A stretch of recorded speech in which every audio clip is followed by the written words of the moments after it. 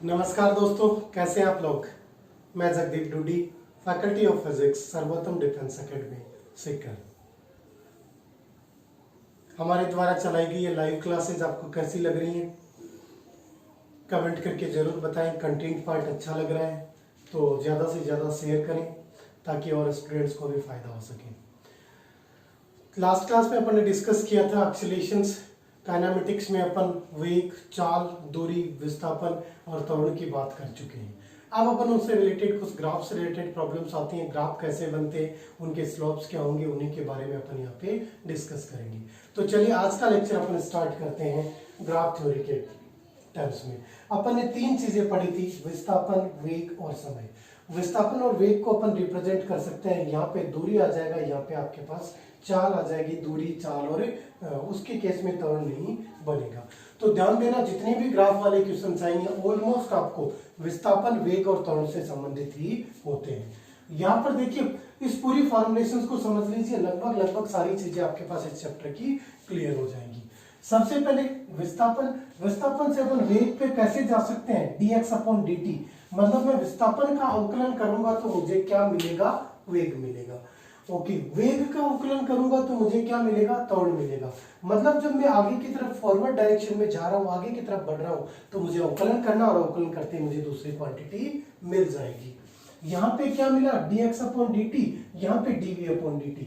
But जानना यह जरूरी है कि किसके बराबर है, किसी भी बिंदु पर उस रेखा की ढाल के बराबर है। Slope of that particular line at that particular point. किसी भी दिए गए बिंदु पर उस लाइन का ढाल कितना होगा, उसके अवकलज गुणांक के रूप में व्यक्त होता है। तो कितना बनेगा, dx/dt, ये ढाल या स्लोप को व्यक्त करेगा। dv/dt, ये भी ढाल या स्लोप को व्यक्त करेगा। अब आप कहोगे सर ये ढाल क्या होता है। अरे इधर देख बच्चा, ढाल का सॉल्यूशन भी इधर है। आजकल कोरोना चल रहा है, वैसे ही ढाल, वो वाली ढाल भी काम में ले सकते हो जो कोरोना से बचाव के लिए काम में है।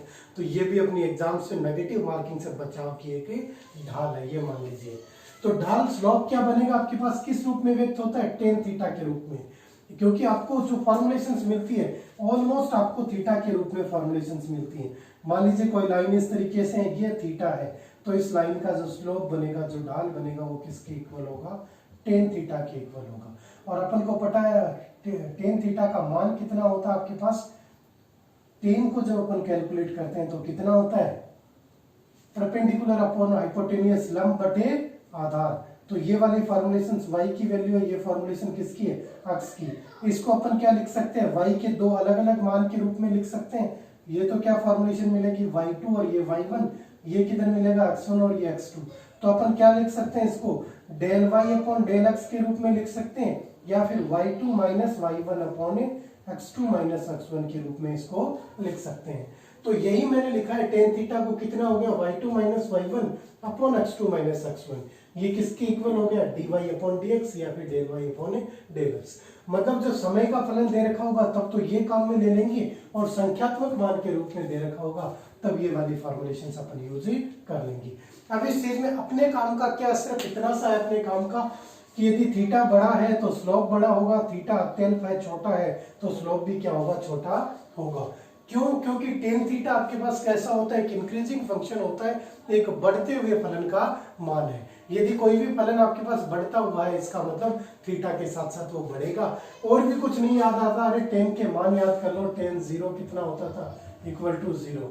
उसके बाद में tan 30 डिग्री कितना होता था आपके पास, 1/√3। tan 45 डिग्री कितना होता था, 1। tan 60 डिग्री कितना होता था, √3। tan 90 डिग्री आपके पास कितना होता था, अनंत के रूप में। तो मान धीरे धीरे क्या हो रहे हैं आपके पास, बढ़ रहे हैं। इसका मतलब tan थीटा अपने आप में क्या है, वर्धमान फलन है, बढ़ता हुआ फलन है। तो जैसे जैसे थीटा बढ़ेगा भाई साहब, इसका मान बढ़ेगा। और माय डियर स्टूडेंट्स, यदि इसका मान बढ़ रहा है, इसका मतलब स्लोप भी क्या हो रहा है, बढ़ रहा है। कैसे बढ़ रहा है, ये थीटा था। अब यदि जैसे इसी चीज को मैं अच्छे से एक्सप्लेन करना चाहूं, तो पहली फॉर्मुलेशंस में आपने क्या देखा कि थीटा का जो मान आपने कैलकुलेट किया वो ये वाली फॉर्मुलेशंस थी। ये वाला आपने कैलकुलेट किया, ये θ1 था। दूसरा आपने ये लिया, ये आपके पास θ2 आ गया। तीसरा आपने ये लिया, ये आपके पास θ3 आ गया।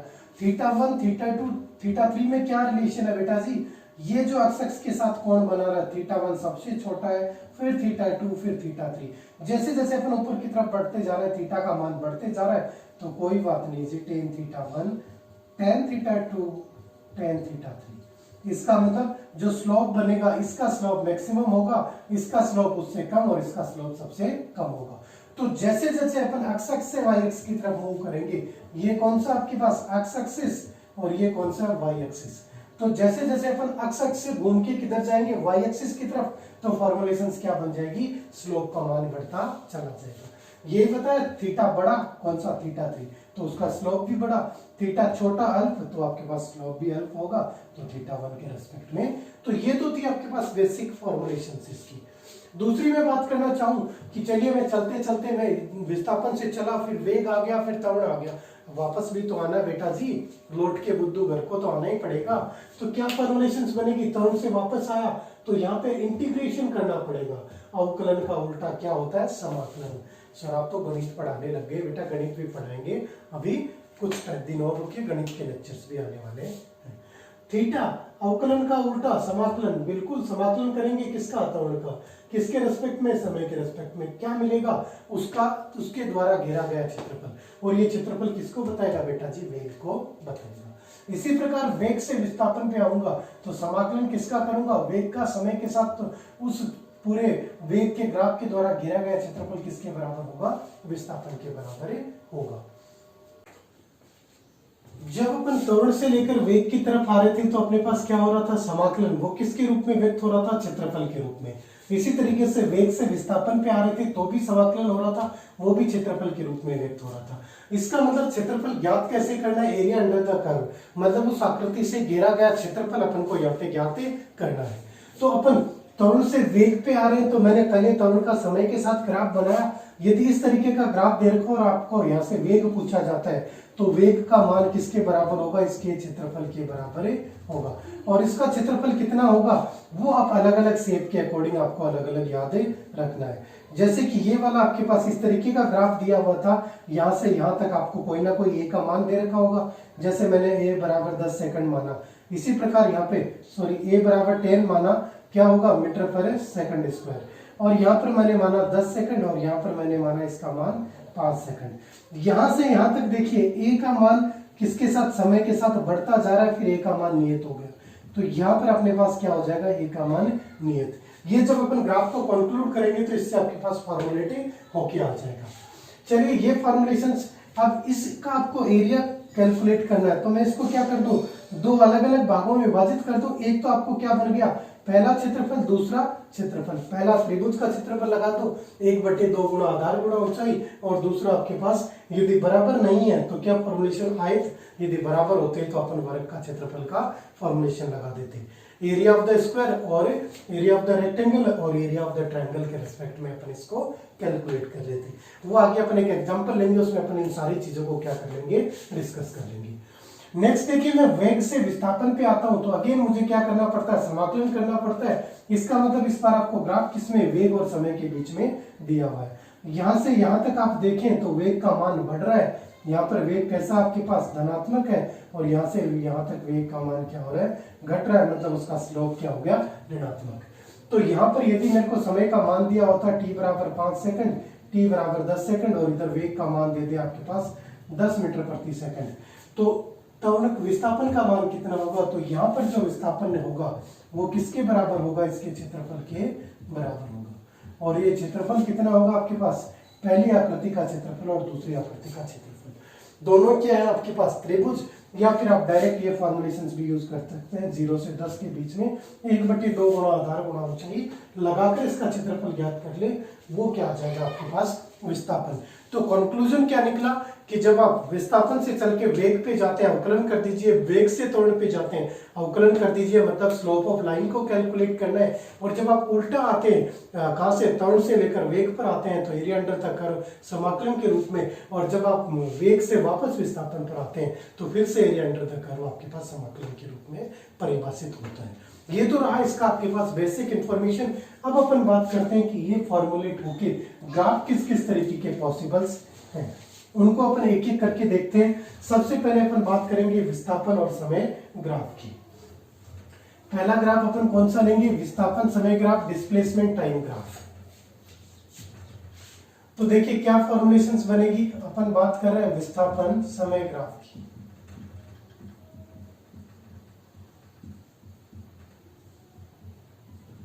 डिस्प्लेसमेंट टाइम ग्राफ, इसका मतलब आपके पास एक एक्सिस पे डिस्प्लेसमेंट होगा और दूसरी एक्सिस पे टाइम होगा। अब इस चीज को रटने की जरूरत नहीं है, कैसा भी हो बेटा जी, थोड़ा सा घुमाएंगे तो वापस वही फॉर्मुलेशन आ जाएगी। चलिए बात करते हैं फॉर्मुलेशंस किस किस तरीके के आपके पास यहाँ पे ग्राफ बन सकते हैं। सबसे पहली चीज आप इससे कैलकुलेट क्या कर सकते हैं, पहला आप इससे विस्थापन का मान ज्ञात कर सकते हैं। दूसरी फॉर्मुलेशंस आप इससे क्या ज्ञात कर सकते हैं, वेग का मान ज्ञात कर सकते हैं। तीसरी त्वरण के बारे में सिर्फ आप ये बता सकते हैं कि यह पॉजिटिव होगा या फिर नेगेटिव होगा या फिर कांस्टेंट होगा। इसका मान ज्ञात नहीं कर सकते, इसके मान ज्ञात नहीं कर सकते। मान ज्ञात करने के लिए आपको क्या लेना पड़ेगा, वेग समय ग्राफ की फॉर्मुलेशन में इसको पढ़ना पड़ेगा। तो चलिए सबसे पहले अपन बात करते हैं कुछ special types of the graph की। वेग समय ग्राफ की बात करूं तो कुछ फॉर्मुलेशन जो मैं डायरेक्टली आपके सामने बना रहा हूं, एक एक करते हुए डिस्कस करके चलेंगे। यहां पर आपके पास विस्थापन समय ग्राफ, इधर विस्थापन और इधर आपके पास समय है। दूसरे ग्राफ की मैं बात करना चाहूं तो आपके पास कुछ इस तरीके की फॉर्मुलेशंस में आपके पास ग्राफ संभव है। ये आपके पास विस्थापन और ये आपके पास समय है, दो ये फॉर्मुलेशंस है। आगे भी अपन बात करेंगे। सबसे पहले पास ग्राफ किस रूप में, एक्स एक्स के समांतर। इस ग्राफ को थ्योरेटिकल लैंग्वेज में यह भी पूछा जा सकता है कि ये क्या आपके पास एक्स एक्सिस के समांतर है। ये वाला आप देखें तो ये किस एक्सिस के समांतर है, वाई एक्सिस के समांतर है। या फिर आपको दूसरे रूप में यह भी बोला जा सकता है कि ये आपके पास समय एक्स के समांतर कोई ग्राफ है, ये आपके पास विस्थापन एक्स के समांतर कोई ग्राफ है। तो इसमें आपके पास विस्थापन कितना होगा, वेग कितना होगा, त्वरण कितना होगा। त्वरण का मान तो अपन ज्ञात नहीं कर सकते फॉर्मुलेशंस को। सबसे पहले देखिए विस्थापन की बात करें, इसका मतलब t इक्वल टू 0। यहाँ पर t इक्वल टू 0 पर विस्थापन का कोई ना कोई मान था, इस मान को मैंने लिखा x0। उसके बाद में जब मैं चलते चलते आया किस पे, t इक्वल टू 2 सेकेंड्स पर, तब भी विस्थापन का मान कितना है बेटा जी, उतना ही आपके पास किस रूप में, x0 के रूप में। इसी तरीके से टाइम का मान कितना भी बढ़ते जाओ, आपके पास x का मान क्या बन रहा है, वही बन रहा है। इसका मतलब इस फॉर्मुलेशंस को अपन क्या बोलेंगे, यहाँ पर आपके पास x जो है वो क्या है, नियत है। x आपके पास क्या फॉर्मुलेशन में है, कांस्टेंट फॉर्मुलेशंस में है। यदि x नियत है तो यहाँ पर देखो आपके पास वेग जो होता था वो क्या बनता था, dx अपॉन dt, और किसी भी नियत का अवकलन करोगे तो कितना आएगा, 0। दूसरी फॉर्मुलेशन, यदि इसको थीटा के रूप में समझे तो थीटा का मान x अक्ष से बनाया गया कोण x अक्ष के समांतर है 0, तो फिर tan 0 आपके पास कितना होगा, it is equal to 0 equal to v। तो वेग का मान कितना होगा, 0। अब वेग 0 है तो त्वरण का मान भी बेटा जी कितना होगा, 0, क्योंकि 0 का अवकलन भी आपके पास कितना होगा, 0 के रूप में ही परिभाषित होगा। ये तो रहा अपना पहला ग्राफ। अपन बढ़ते हैं दूसरे ग्राफ की तरफ, जिसमें अपन ने क्या किया, विस्थापन और समय के बीच में विस्थापन अक्ष के समांतर आपने ग्राफ लिया है या वाई अक्ष के समांतर आपने ग्राफ लिया है। ये जो विस्थापन अक्ष है इसके साथ फॉर्मुलेशन कैसी बनेगी, यहाँ पर देखिए t इक्वल टू 0 सेकंड्स की बात करूं, t इक्वल टू 5 सेकंड्स की बात करूं, यहाँ पे x की वैल्यू 0 है और यहाँ तक से यहाँ तक मतलब x की वैल्यू t इक्वल टू 5 पर 0 है, t इक्वल टू 0 पर भी 0 थी। समय का मान तो बढ़ रहा है पर विस्थापन का मान नहीं बढ़ रहा। इसका मतलब वस्तु किस स्थिति में होगी, v इक्वल टू 0 होगा, और वस्तु किस में होगी, आपके पास से विराम अवस्था में है। वस्तु किस में, विराम अवस्था में। दोनों में ही v की वैल्यू क्या आ रही है, आपके पास 0 आ रही है। फॉर्मुलेशंस पे कंफ्यूज होने की जरूरत नहीं है। इसका मतलब समय का मान जो है वो आपके पास क्या है, बढ़ रहा है। समय का मान आप कितना भी, जैसे t इक्वल टू 5, यहाँ पर आपने x को नियत किया था, यहाँ पर आपने क्या कर दिया, इसको नियत कर दिया, और ये जो डिस्टेंस है आपके पास ये क्या बनती जा रही है, कांस्टेंट है। इसका मतलब t की वैल्यू आपके पास वही फॉर्मुलेशन से आप विस्थापन की मान को क्या करते चलेंगे, आगे बढ़ाते चलेंगे। और यहाँ पर थीटा के रेस्पेक्ट में देखें तो थीटा कितना बेटा जी, 90 डिग्री, और थीटा 90 डिग्री है तो फॉर्मुलेशंस tan 90 आपके पास कितना होगा, अनंत होगा। इसका मतलब इसका वेग आपके पास किस फॉर्मुलेशंस में होगा, वेग इक्वल टू अनंत, जो कि आपके पास संभव नहीं है। तो आपसे पूछा जा सकता है ग्राफ देकर कि निम्न में से कौन सी स्थिति संभव नहीं है। तो ये वाली स्थिति आपके पास कभी भी संभव नहीं है, क्योंकि समय तो उतना ही रहे और विस्थापन का मान बढ़ता चला जाए। मतलब 2 सेकंड पर मैं यहाँ हूँ और 2 सेकंड पर ही मैं क्या हूँ, दूसरी जगह 10 किलोमीटर दूरी पे हूँ। यह प्रैक्टिकलिटी में पॉसिबल नहीं है। इसका मतलब फॉर्मुलेशन क्या बनी आपके पास, यहाँ पर वेग का मान कितना आ गया अनंत, यहाँ पर वेग का मान कितना था 0, इधर थीटा 0, इधर थीटा क्या आ गया 90। चलिए कुछ अगले और ग्राफ्स की बात करते हैं, किस तरीके के ग्राफ्स आपके पास बने सकते हैं।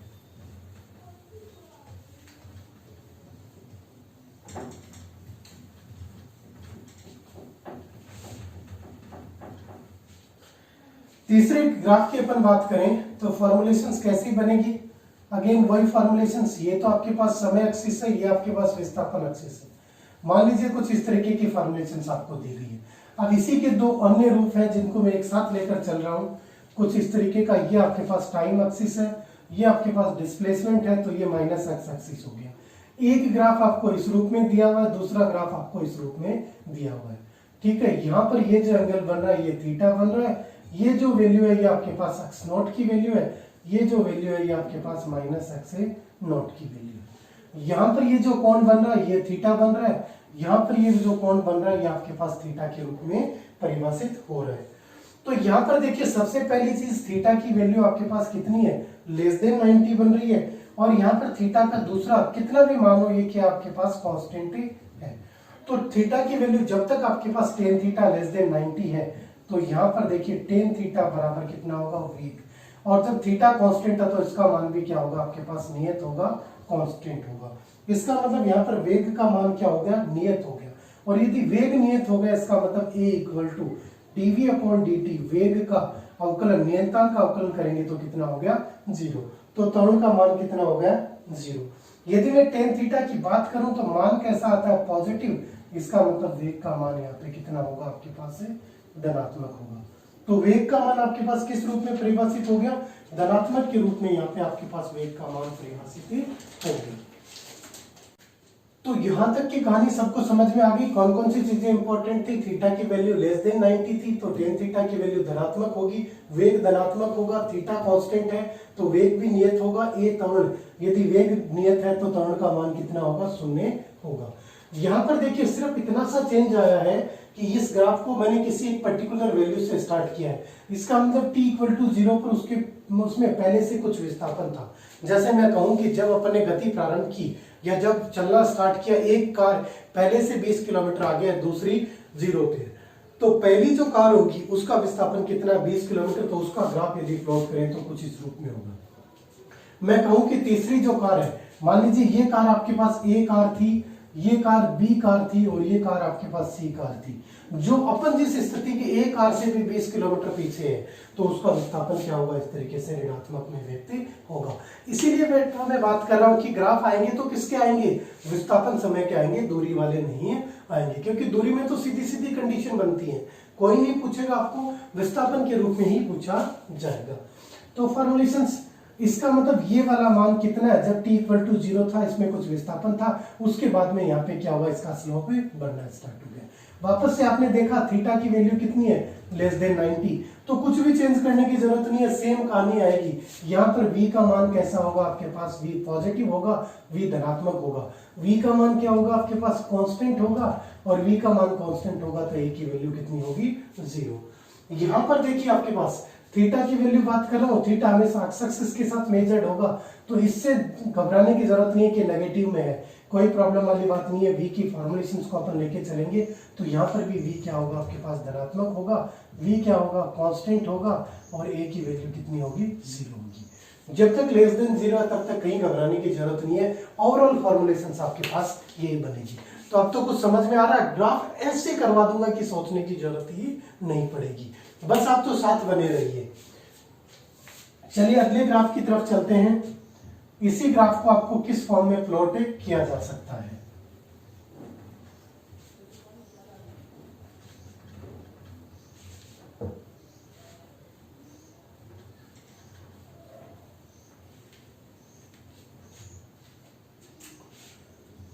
नेक्स्ट ग्राफ की बात करूं तो कुछ इस तरीके की फॉर्मुलेशंस आपके पास बन रही है। ये वाला एंगल कितना बन रहा है थीटा, ये समय एक्सिस है और ये आपके पास विस्थापन एक्सिस है। अब यहाँ पर देखो मैं कंक्लूड करना चाहूँ तो मेरे पास फॉर्मुलेशंस कैसी कैसी बनेंगी।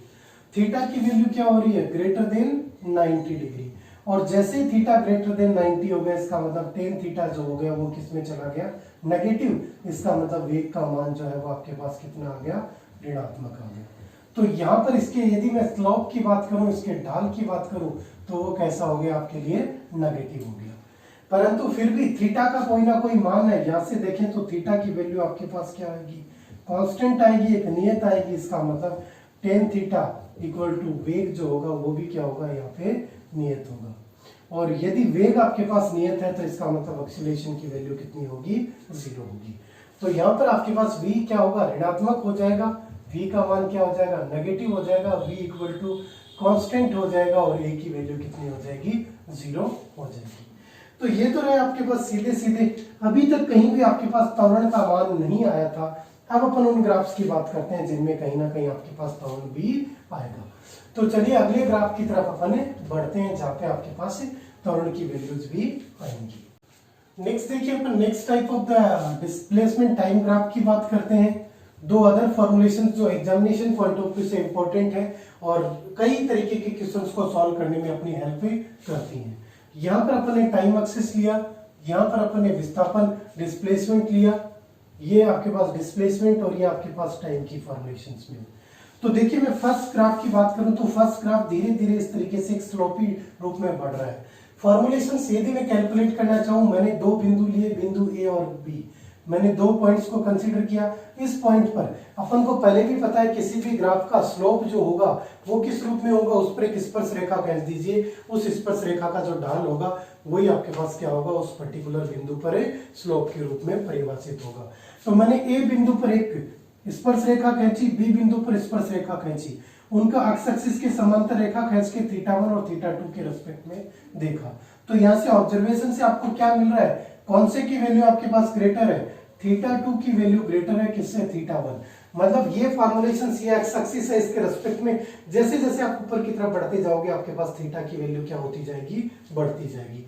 तो थीटा आपके पास ग्रेटर है तो इसका मतलब आपके पास tan θ2 भी क्या होगा, ग्रेटर होगा tan θ1 से। क्यों, क्योंकि अपन पहले ही देख चुके हैं बेटा जी tan थीटा कैसा है, वर्धमान फलन है, इंक्रीजिंग फंक्शन है। थीटा जैसे जैसे बढ़ेगा tan थीटा भी बढ़ता चला जाएगा। तो ये फॉर्मुलेशन tan थीटा किसको बता रहा है, v2 को। v2 क्या होगा, ग्रेटर देन होगा किससे, v1 से। और v2 आपके पास ग्रेटर देन है v1 से, तो a की फॉर्मुलेशन क्या रहती है, v2 minus v1 upon t2 minus t1। अब v2 minus v1, v2 greater है, दैट्स वाई a आपके पास क्या होगा, यहाँ पे धनात्मक होगा, a नियत नहीं होगा, a की कोई ना कोई वैल्यू होगी।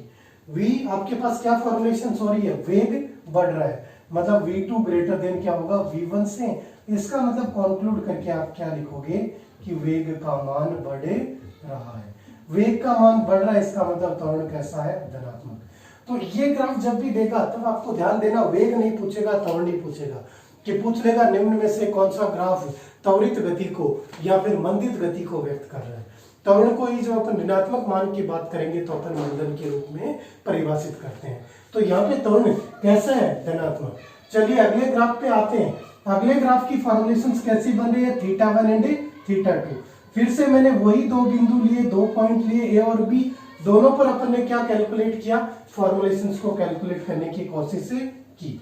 फॉर्मुलेशंस देखो तो क्या साफ साफ दिखाई दे रहा है, ये आपके पास θ2 है, यहाँ पर θ1 ग्रेटर देन है θ2।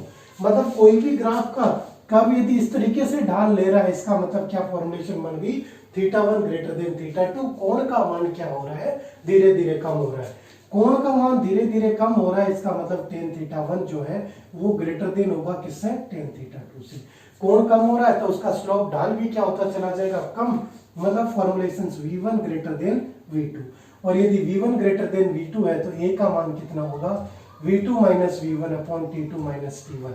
बड़े में से छोटे, छोटे में से बड़े वाला घटाएंगे तो a का मान कैसा आएगा, ऋणात्मक आएगा। जो आपके पास त्वरण होगा वो कैसा होगा, ऋणात्मक। और इस ऋणात्मक त्वरण को अपन क्या बोलते हैं, मंदन बोलते हैं। इसी को अपन क्या बोलते हैं, रिटार्डेशन बोलते हैं। इसको तो एक्सीलरेशन, इसको बोलते हैं रिटार्डेशन। तो यहाँ पे आपके पास कोई भी जैसे इस तरीके के क्वेश्चंस आपको दे देगा कि एक कार 10 मीटर प्रति सेकंड के वेग से चल रही थी, उसका वेग 5 मीटर प्रति सेकंड हो गया, तो उसकी गति किस प्रकार की हुई? मंदित गति हुई। वेग कम हो रहा है तो मंदन होगा, वेग बढ़ रहा है तो त्वरण होगा समय अंतराल के साथ। तभी अपन जब बात करते हैं चाल की और त्वरण की, तो आपके पास एक समान चाल की भी बात आती है, परिवर्तित चाल की भी बात आती है, एक समान त्वरण की भी बात आती है, परिवर्तित त्वरण की भी बात आती है।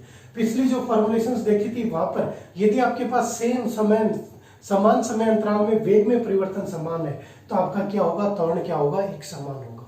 यदि समान समय अंतराल में त्वरण में परिवर्तन अलग अलग हो रहा है तो वो गति त्वरित गति होगी। जैसे ये दोनों गति है, ये दोनों गति किसका उदाहरण है आपके पास? त्वरित गति का उदाहरण है। अब ये जो त्वरित गति बन रही है, एक बार तो आपके पास त्वरित बन रही है, एक बार मंदित गति बन रही है। इसको अपन मंदित गति के रूप में भी व्यक्त कर सकते हैं। ये मंदित का उदाहरण और ये किसका उदाहरण है? त्वरित का उदाहरण है। यहाँ पर अब आपको ध्यान क्या रखना है? सीधा सा ये ध्यान रखो बेटा जी, इसको मैं इस प्रकार से यदि पूरा बना दूं तो क्या बन रहा है? एक कटोरा बन रहा है। तो जब आप कटोरा यो लेके खड़े हो तो वो इंक्रीजिंग के रूप में होगा। इंक्रीजिंग के रूप में मतलब त्वरण का मान धनात्मक है, बढ़ रहा है। ठीक है, मैं ये नहीं कह रहा चौराहे पे खड़े होकर भीख मांगी, बट जब अपन कटोरे को इस तरीके से रख रहे हैं, किसी भी ऑब्जेक्ट को, किसी भी पात्र को, तो उसमें कुछ फिलअप किया जा सकता है, इसका मतलब धनात्मक होगा। जब आपने उसको घुमा के ये उल्टा कर दिया तब उसमें से जो था वो भी गिर गया, इसका मतलब उसकी वैल्यू ऋणात्मक हो गई। तो यहाँ पे ये क्या हो गया? आपके पास मंदन या रिटार्डेशन के रूप में हो गया, और एक्सीलरेशन का मान क्या हो गया? नेगेटिव हो गया। सेम फॉर्मुलेशंस सिर्फ और सिर्फ आपके पास वेग की भी मैं बात करूंगा, वेग समय ग्राफ, तो वहां पर भी घबराने की जरूरत नहीं है। सेम पैटर्न बनेगा, सिर्फ और सिर्फ विस्थापन की जगह पे क्या आ जाएगा? वेग आ जाएगा। वहां पर जो स्लोप होगा वो टेन थीटा किसके एक्सीलरेशन के रूप में व्यक्त होगा। तो वहां पर भी क्या फॉर्मुलेशंस बनेगी? जो ग्राफ आपके पास स्ट्रेट लाइन थे वो सारे वही बनेंगे, और बाकी फॉर्मुलेशन से किस तरीके की बनती है वो अपन नेक्स्ट लेक्चर्स में देखेंगे। उनसे रिलेटेड कुछ क्वेश्चंस को लेंगे ताकि और अच्छे से अपने पास ये चीजें समझ में आ जाए। ये वीडियोज आपको कैसे लग रहे हैं कमेंट करके जरूर बताएं। अच्छे लग रहे हैं तो निश्चित रूप से इनको शेयर करें, लाइक करें। यदि आप चैनल पे नए हैं तो चैनल को सब्सक्राइब करें, बेल आइकन को प्रेस करें ताकि आने वाले सारे वीडियोस का नोटिफिकेशन आपको मिलता रहे। धन्यवाद। जय हिंद, जय Bharat. Stay motivated, stay safe. Thank you.